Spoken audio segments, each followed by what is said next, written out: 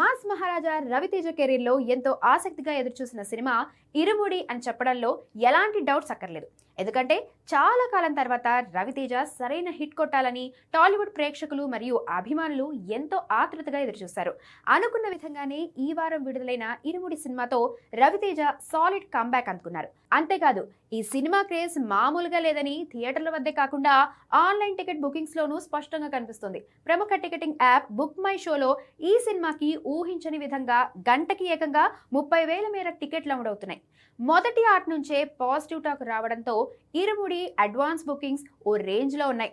అసలు ఈ మధ్య కాలంలో విడుదలైన ఏ తెలుగు సినిమాకి కూడా ఈ స్థాయిలో ఆన్లైన్ బుకింగ్స్ నమోదు కాలేదు. ఇది పూర్తిగా మాస్ మహారాజా రవితేజ స్టామినాకు నిదర్శనమని చెప్పొచ్చు. సరైన కంటెంట్ పడితే న్యూట్రల్ ఆడియన్స్ కూడా థియేటర్లకు క్యూ కడతారని ఇరుముడి సినిమా మరోసారి నిరూపించింది.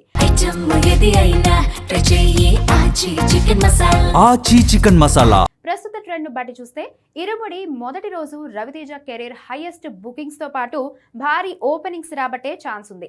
కాగా జీవి ప్రకాష్ కుమార్ అందించిన అద్భుతమైన సంగీతం మరియు మైత్రి మూవీ మేకర్స్ నిర్మాణ విలువలు ఈ చిత్ర విజయంలో కీలక పాత్ర పోషించాయి.